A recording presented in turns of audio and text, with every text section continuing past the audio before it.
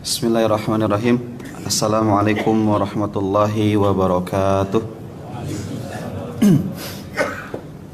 Alhamdulillahilladzi hadana lihadza wa ma kunna linahtadiya laula an hadanallah.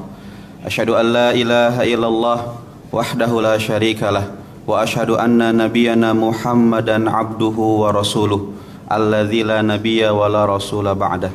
Allahumma salli wa sallim ala abdika wa rasulika wa khalilika Muhammad ibn Abdillah wa ala alihi wa sahbihi wa man iktafa atharahu ila yaumil qiyamah. Faqala subhanahu wa ta'ala fi kitabihil karim, a'udzu billahi minasy syaithanir rajim, ya ayyuhalladzina amanu taqullaha haqqa tuqatih wa la tamutunna illa wa antum muslimun, amma ba'du. Fa inna astaqal hadithi kitabullah wa khairul hadi hadi Muhammad sallallahu alaihi wasallam wa syarrul umuri muhdatsatuha fa inna kulla muhdatsatin bid'ah wa kulla bid'atin dhalalah wa kulla dhalalatin finnar. Jamaah kaum muslimin, hadirin hadirat rahimani wa rahimakumullah.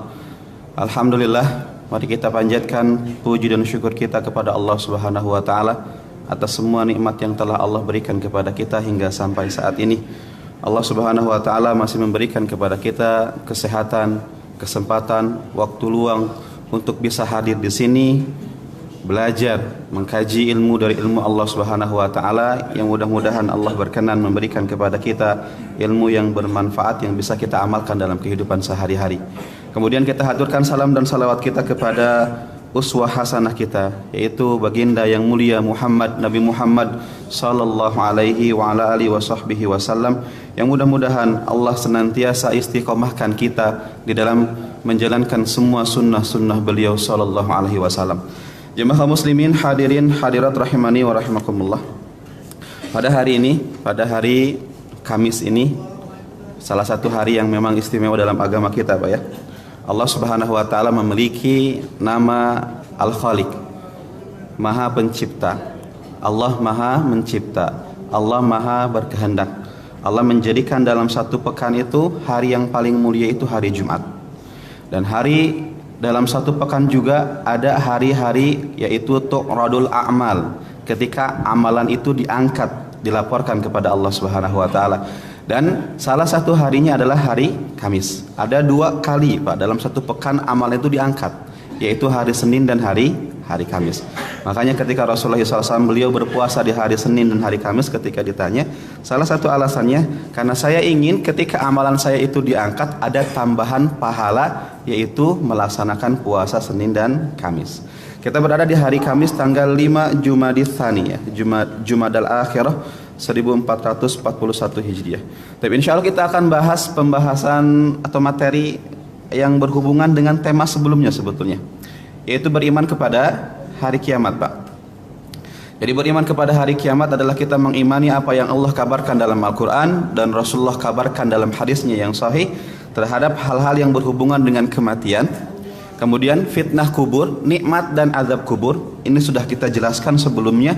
Hadis Al-Barra bin Azib riwayat Ahmad yang menceritakan bagaimana prosesi kematian orang-orang beriman dan prosesi kematian orang-orang fasik. Orang yang beriman diberikan husnul khatimah, kematian yang ringan, sedangkan orang-orang yang kafir, orang-orang yang fasik, Allah beratkan kematiannya, Pak. Allah berikan su'ul khatimah kepada orang tersebut. Kemudian tentang nikmat dan azab kubur, dalam hadis tersebut diceritakan bagaimana orang beriman diberikan kenikmatan dalam kubur. Kuburannya dibuka lebar, kemudian dibukakan pintu dari surga, ada angin surga masuk ke dalam kuburan tersebut, dan juga dia ditemani oleh seseorang. Jika seandainya mayat ini laki-laki, maka yang menemaninya adalah laki-laki juga. Dia berwajah tampan, berpakaian rapi, kemudian wangi, Pak. Ketika ditanya siapa engkau, dia mengatakan saya adalah amalanmu, amalan kebaikanmu, dan saya dijelmakan menjadi manusia untuk menemanimu sampai nanti hari kiamat. Ini kenikmatan dalam kubur. Sedangkan bagi orang-orang kafir, orang-orang fasik, diceritakan dalam hadis itu juga bahwa ketika dia ditanya siapa Rabbmu, apa agamamu, siapa nabi dan sebagainya, dia mengatakan saya tidak tahu. Ketika itu dia dipukul oleh malaikat dengan pemukul besi, Pak. Jadi diazab di dalam kubur tersebut. kemudian kuburannya disempitkan oleh Allah Subhanahu wa taala, ada seseorang yang wajahnya buruk, wajahnya menakutkan, baunya enggak wangi, kemudian ya pakaiannya compang-camping seperti itu. Ketika ditanya siapa engkau, dia mengatakan saya adalah amalan kejelekanmu. Jadi dia akan ditemani oleh amalan kejelekannya sampai hari kiamat ditegakkan. Adapun orang yang baik, orang yang mukmin, dia berdoa kepada Allah, Allahumma akimisah, ya Allah percepatkanlah hari kiamat. Sedangkan orang yang kafir dalam kuburannya mereka berdoa, Allahumma la tuqimisah, ya Allah jangan engkau tegakkan hari kiamat. Orang beriman mendapatkan kenikmatan di dalam kubur sehingga mereka tidak sabar untuk mendapatkan kenikmatan nanti di dalam surga. Sedangkan orang-orang kafir, orang-orang fasik di dalam kubur, mereka mendapatkan azab di dalam kubur tersebut sehingga mereka mengatakan di dalam kubur saja seperti itu, apalagi nanti setelah hari kiamat. Makanya mereka berdoa, ya Allah jangan tegakkan hari kiamat, Pak. Nah, yang akan kita bahas sekarang fase kehidupan setelah itu. Saya pada pertemuan sebelumnya mengatakan bahwa manusia itu terbagi menjadi 3 bagian. Ada orang yang cukuplah dia mendapatkan kiamat setelah kematian mendatangi dia. Saya pribadi ingin masuk ke dalam fase ini, Pak. Dan yang kedua adalah orang yang mendapatkan tanda-tanda besar hari kiamat. Ketika dia hidup, Dajjal sudah muncul di zaman itu. Ini zaman yang berat, fitnahnya berat. Karena Dajjal itu bisa membuat orang yang tadinya beriman kepada Allah menjadi beriman kepada dirinya. Setelah dia menunjukkan kehebatan dan kekuatan seperti kemampuan Tuhan, Pak. Jadi ketika dia berdakwah di sebuah kaum, ketika kaum tersebut beriman, Dajjal akan katakan kepada langit, turunkan hujan kepada mereka. Kemudian wahai tumbuhan-tumbuhan, berikan pepohonanmu yang terbaik, buah-buahanmu yang terbaik. Sehingga orang-orang yang beriman kepada Dajjal itu dimakmurkan oleh Dajjal karena dia memiliki kemampuan itu. Sedangkan kaum yang tidak beriman kepada Dajjal akan Dajjal sengsarakan, Pak. Tidak adanya makanan, tidak turun hujan dari langit, pokoknya disengsarakan. Makanya zaman itu zaman berat, zaman fitnah. Bahkan dia memiliki kemampuan ketika ada seseorang datang kepada dia dan dia mengatakan, "Hei Dajjal, engkau itu bukan Tuhan, engkau itu manusia biasa. Wajahmu seperti itu, matamu 2, yang satu buta, kemudian jendol seperti buah anggur gitu kan. Seperti ini, rupamu seperti ini. Ya, rupa yang buruk rupa seperti itu gitu kan. Dan ada tulisan kafaro di antara 2 mata itu. Orang yang beriman akan melihat itu, Pak. Ya.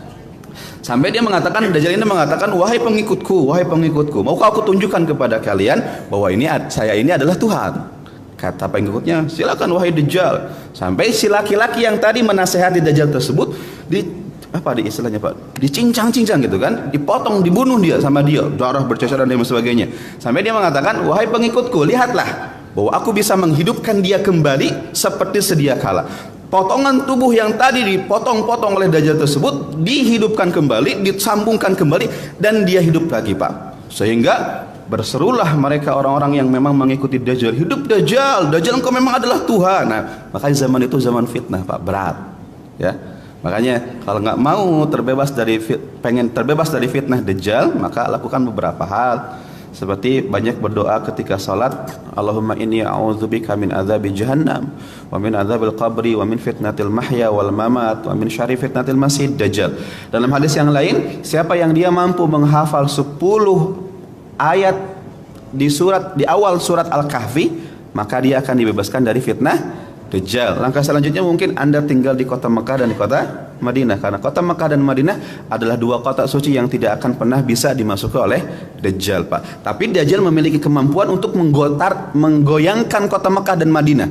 Sehingga nanti akan ada orang-orang yang penduduk Madinah yang ketika itu tergoyangkan Madinah tersebut, mereka akan keluar. Nah, Dajjal di sana menunggu di perbatasan kota Mekah dan kota Madinah. Makanya hidup di fase ini sulit, Pak. Makanya berdoa supaya tidak hidup di fase ini. Dan fase yang ketiga adalah fase dia melihat sendiri ke penghancuran alam semesta. Ini juga lebih mengerikan. Karena fase ketiga ini hanya akan dirasakan oleh orang-orang kafir, Pak. Hanya dirasakan oleh orang-orang kafir. Adapun orang-orang fasiknya walau alam. Tapi zahirnya orang yang masih melakukan banyak dosa di sini bisa hidup di sana, Pak. Tapi kata Rasulullah SAW, sebelum kejadian ini, sebelum matahari diterbitkan dari arah barat, yang mana pada saat tersebut tidak akan berguna lagi yang namanya taubat. Akan ada orang-orang yang bertobat kepada Allah, sudah maaf, tidak lagi diterima tobatnya. Karena ada dua momentum seseorang tidak diterima tobatnya. Yang pertama adalah ketika sakaratul maut, Pak. Ketika datang sakaratul maut kepada dia, dia beriman kepada Allah, tidak diterima. Dan yang kedua adalah ketika matahari terbit dari arah barat, sudah enggak diterima kembali. Sehingga ketika itu orang beriman, sudah terlambat gitu kan.